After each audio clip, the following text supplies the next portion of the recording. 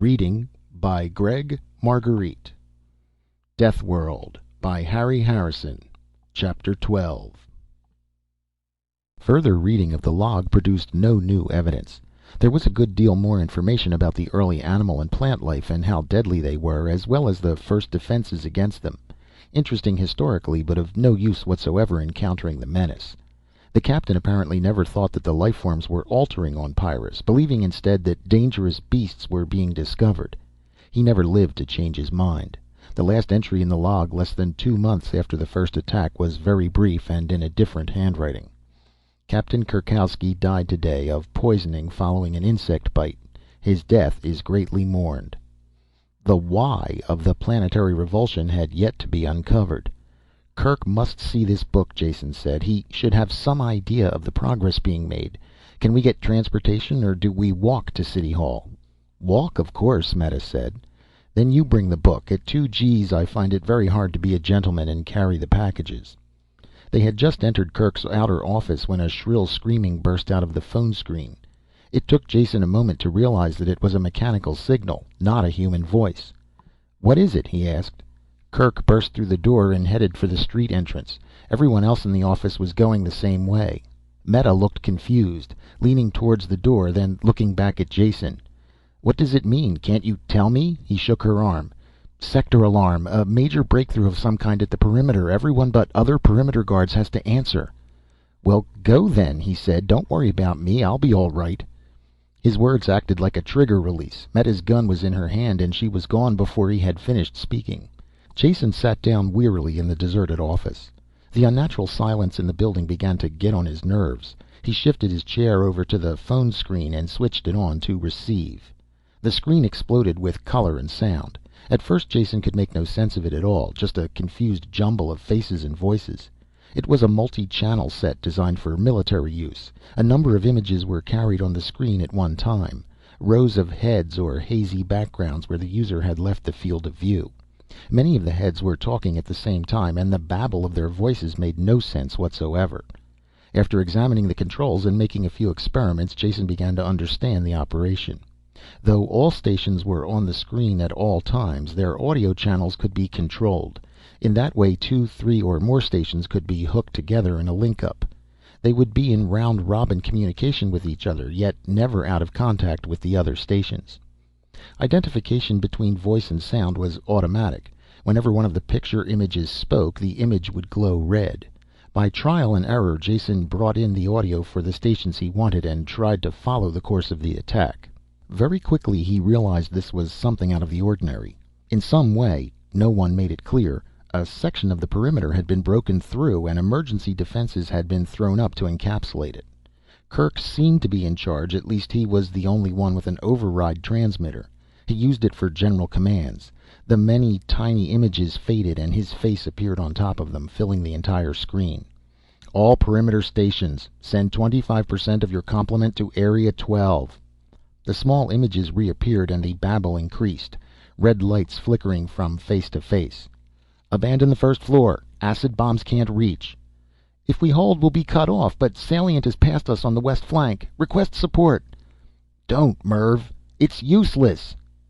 "And the napalm tanks are almost gone. Orders?" "The truck is still there. Get it to the supply warehouse. You'll find replacements." Out of the welter of talk, only the last 2 fragments made any sense.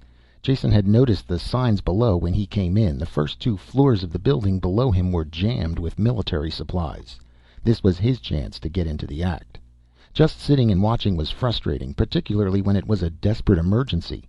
He didn't overvalue his worth, but he was sure there was always room for another gun.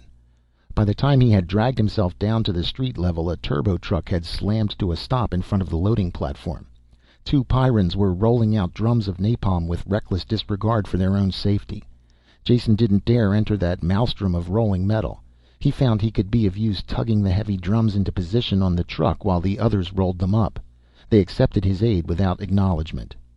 It was exhausting, sweaty work, hauling the leaden drums into place against the heavy gravity.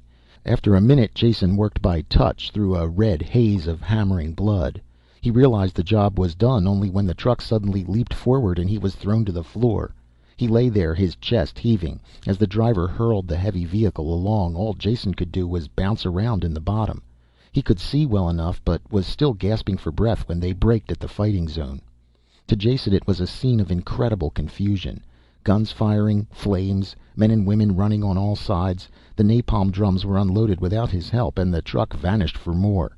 Jason leaned against a wall of half-destroyed building and tried to get his bearings. It was impossible. There seemed to be a great number of small animals. He killed 2 that attacked him. Other than that, he couldn't determine the nature of the battle.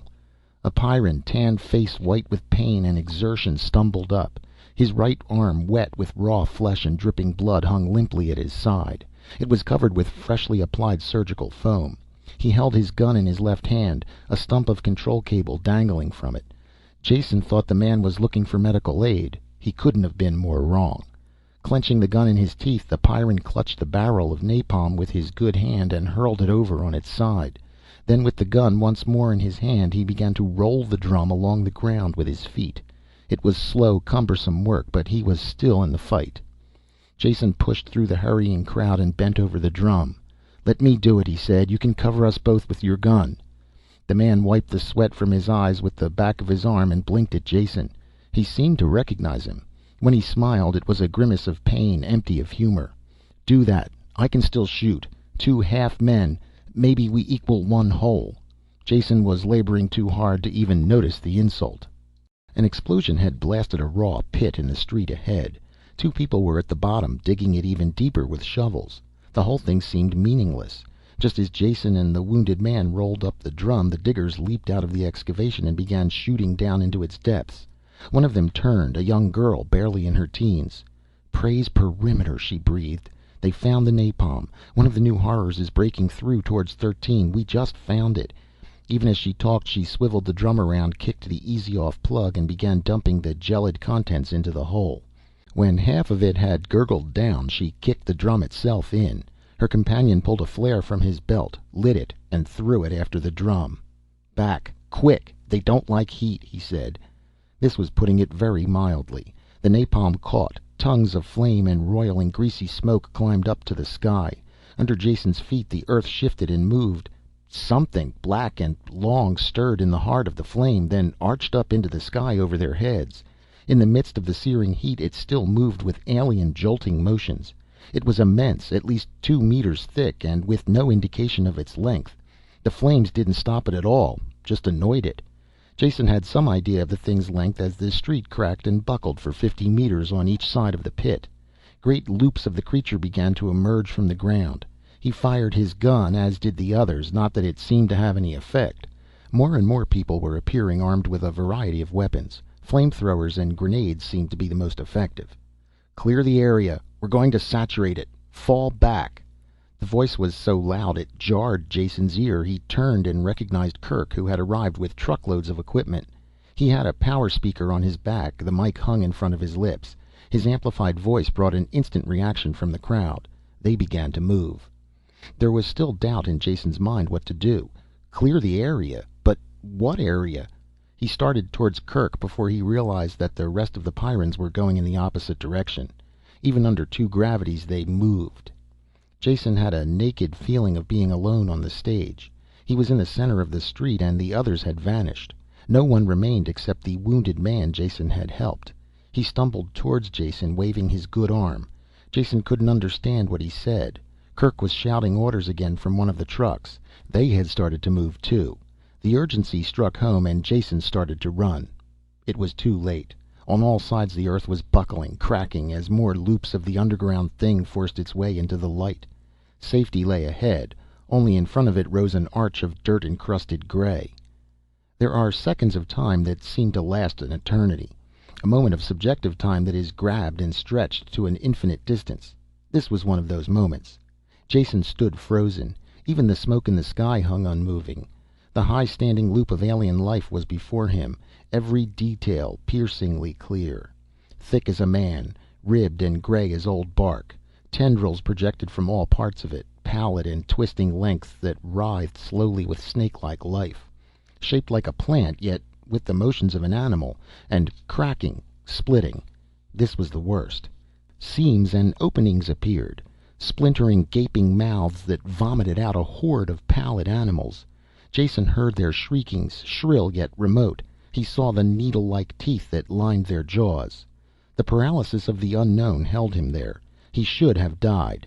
Kerk was thundering at him through the power speaker. Others were firing into the attacking creature. Jason knew nothing. Then he was shot forward, pushed by a rock-hard shoulder. The wounded man was still there, trying to get Jason clear, gun clenched in his jaws. He dragged Jason along with his good arm, towards the creature. The others stopped firing. They saw his plan, and it was a good one. A loop of the thing arched into the air, leaving an opening between its body and the ground. The wounded Pyrran planted his feet and tightened his muscles. One-handed, with a single thrust, he picked Jason off the ground and sent him hurtling under the living arch. Moving tendrils brushed fire along his face. Then he was through, rolling over and over on the ground. The wounded Pyrran leapt after him. It was too late. There had been a chance for one person to get out. The Pyrran could have done it easily. Instead, he had pushed Jason first. The thing was aware of movement when Jason brushed its tendrils. It dropped and caught the wounded man under its weight. He vanished from sight as the tendrils wrapped around him and the animals swarmed over. His trigger must have pulled back to full automatic, because the gun kept firing a long time after he should have been dead. Jason crawled. Some of the fanged animals ran towards him but were shot. He knew nothing about this. Then rude hands grabbed him up and pulled him forward. He slammed into the side of a truck, and Kerk's face was in front of his, flushed and angry. One of the giant fists closed on the front of Jason's clothes, and he was lifted off his feet, shaken like a limp bag of rags. He offered no protest, and could not have, even if Kerk had killed him. When he was thrown to the ground, someone picked him up and slid him into the back of the truck. He did not lose consciousness as the truck bounced away, yet he could not move. In a moment the fatigue would go away and he would sit up. That was all he was, just a little tired. Even as he thought this, he passed out.